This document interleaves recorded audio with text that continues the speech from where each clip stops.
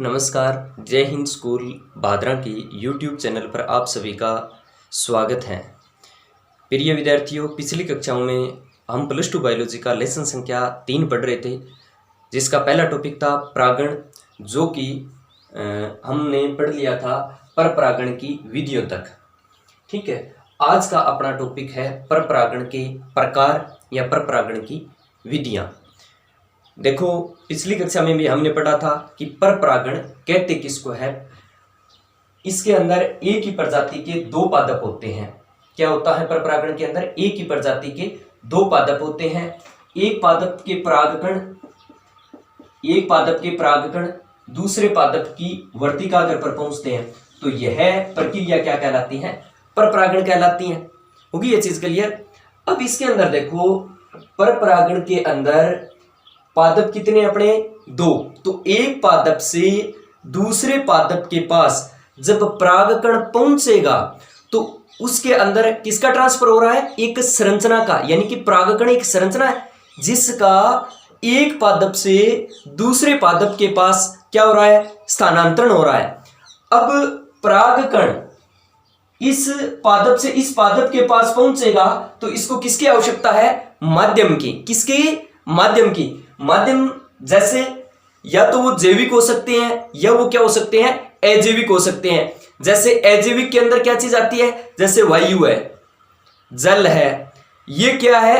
अजैविक साधन है, यानी परागकण को एक पादप से दूसरे पादप के पास पहुंचाने के लिए ये क्या है? अजैविक साधन है। ठीक है, ये क्या काम कर रहे हैं? माध्यम का काम कर रहे हैं। तो इसी के आधार पर परपरागण को हम विभिन्न प्रकारों के अंदर क्या करते हैं? बांटते हैं। ठीक है, यानी इन्हीं माध्यमों के आधार पर परपरागण का विभाजन करते हैं हम। ठीक है, तो इसके अंदर सबसे पहली विधि इसके अंदर आती है वायु परागण। उसके बाद अपना क्या है? जल परागण, कीट परागण, पक्षी परागण और चमगादड़ परागण। ये है इसके परपरागण के प्रकार। ठीक है, यानी 5 प्रकार का परपरागण होता है। अब इसकी परिभाषा कैसे देते हैं? जो नाम है उसी नाम के आधार पर हम इसको क्या कर देंगे? परिभाषित कर देंगे। जैसे वायु परागण, परागकणों का एक पादप से दूसरे पादप के पास स्थानांतरण यदि वायु के द्वारा होता है तो यह विधि क्या कहलाती है? वायु परागण। होगी ये चीज क्लियर? जैसे जल परागण की बात आती है तो एक पादप से दूसरे पादप के पास परागकणों का स्थानांतरण यदि जल के द्वारा होता है तो वह विधि क्या कहलाती है? जल परागण। यदि यह प्रक्रिया कीट के द्वारा होती है तो वो क्या कहलाता है? कीट परागण। यदि पक्षियों के द्वारा होता है तो वो क्या कहलाता है? पक्षी परागण। और कुछ पादपों के पुष्प ऐसे होते हैं जो कब खुलते हैं? रात के समय के अंदर खिलते हैं। तो उनके अंदर क्या होता है कि चमगादड़ जो होता है वो रात्रिचर प्राणी होता है, और चमगादड़ मकरंद चूसने के लिए उन पादपों के पास जाता है। जैसे कदम्ब है और कदम्ब पादपों के अंदर, उनके अंदर क्या करता है? चमगादड़ मकरंद चूसने के लिए जाता है रात्रि के समय में। तो उन पादपों के अंदर जो परागण की प्रक्रिया होती है वो प्रक्रिया क्या कहलाती है? चमगादड़ परागण कहलाता है। ठीक है, अब इसके बाद ये तो थी अपनी 5 टॉपिकों की परिभाषा, यानी लगभग सेम है, सिर्फ नाम है, नाम के आधार पर उसको आप क्या कर दोगे? चेंज कर दोगे। वायु आ गया तो उसका माध्यम वायु हो गया तो वायु परागण, जल हो गया तो जल परागण। होगी ये चीज क्लियर? चलो ठीक है, फिर देखते हैं आगे इसमें से क्वेश्चन कैसे बनते हैं, क्या चीज है। अब जैसे जिन पादपों के अंदर वायु परागण पाया जाता है उन पादपों के अंदर अनुकूलन होते हैं। ठीक है, यानी परपरागण के लिए पादपों के अंदर अनुकूलन होते हैं। अब क्या अनुकूलन होते हैं? परपरागण दो ही संरचनाओं के मध्य होता है। किस किस में? एक तो परागकण में, और दूसरी कौन सी संरचना है? वर्तिकाग्र। ठीक है, पहली संरचना क्या है? परागकण। दूसरी संरचना क्या है? वर्तिकाग्र। अब परागकण की यदि हम संरचना देखें तो इस तरह की होती है। ठीक है, और यदि वर्तिकाग्र देखें तो यह घुंडी सदृश संरचना होती है। अब जिन पादपों के अंदर वायु परागण पाया जाता है उन पादपों की क्या विशेषता होती है? उन पादपों के अंदर क्या अनुकूलन होता है? कि जैसे परागकण है तो परागकणों का आकार क्या होता है? छोटा होता है, हल्के होते हैं। और बाह्य जो आवरण होता है वो कठोर होता है।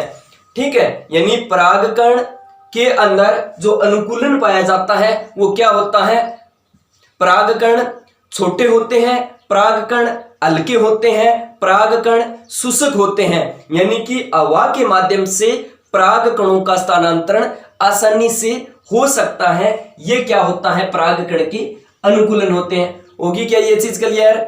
चलो ठीक है। फिर यदि हम वर्तिकाग्र की बात करें तो वर्तिकाग्र के अंदर भी कुछ विशेष अनुकूलन पाए जाते हैं जो कि परागकणों को आसानी से ग्रहण कर सके।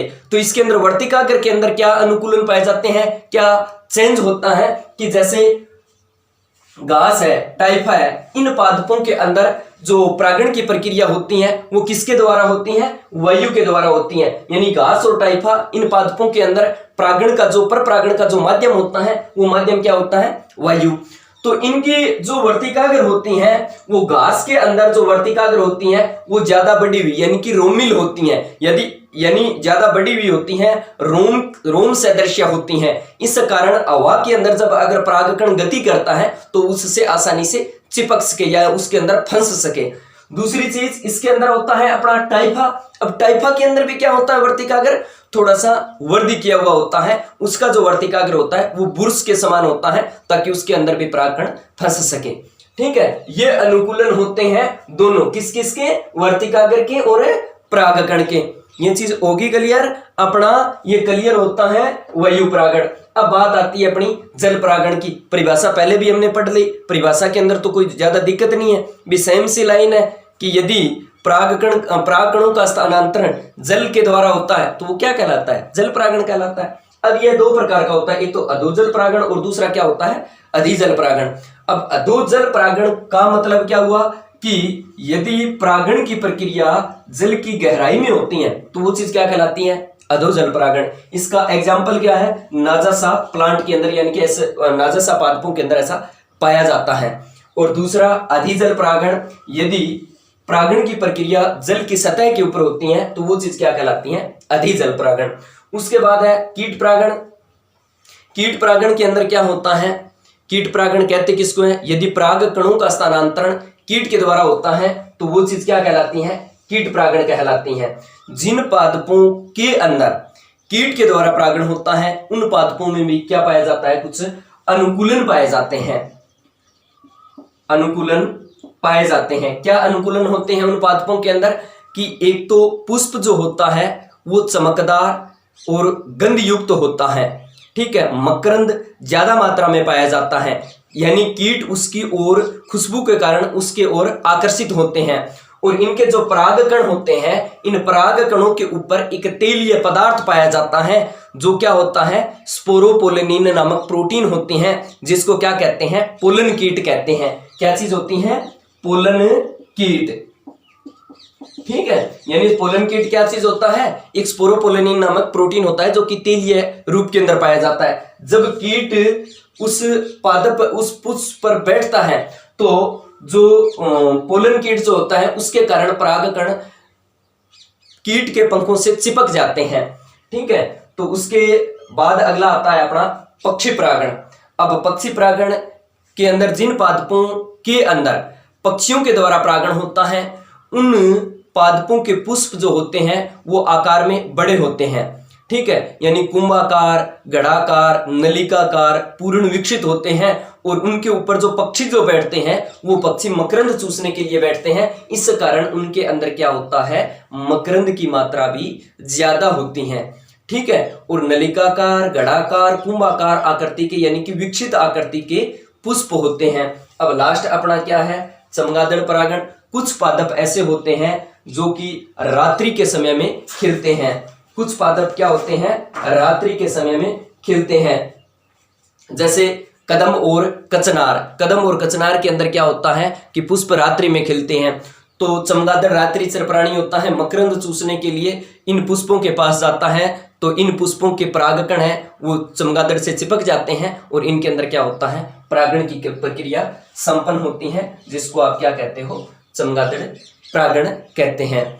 तो आज की क्लास में अपना इतना ही, क्योंकि परागण का जो अपना टॉपिक था वो कंप्लीट होता है। इसमें दोनों चीज हमने कर ली, परागण की परिभाषा पढ़ ली, स्वपरागण पढ़ लिया, परपरागण पढ़ लिया, और स्वपरागण और परपरागण के अनुकूलन भी हमने पादपों के अंदर पढ़ लिए। इसमें से हमने क्वेश्चन भी पढ़ लिए। और लास्ट अगर इस टॉपिक से परपरागण के प्रकार से यदि आप क्वेश्चन देखते हो तो इसके अंदर वायु परागित पादपों के अंदर क्या अनुकूलन होते हैं, चमगादड़ परागण किसे कहते हैं परिभाषित कीजिए, पक्षी परागण को परिभाषित कीजिए, इनमें से यही क्वेश्चन बनते हैं। ठीक है, इससे अलावा यदि किसी स्टूडेंट को कोई दिक्कत होती है तो आप व्हाट्सएप या यूट्यूब या टेक्स्ट मैसेज के द्वारा क्रॉस क्वेश्चनिंग कर सकते हो। धन्यवाद।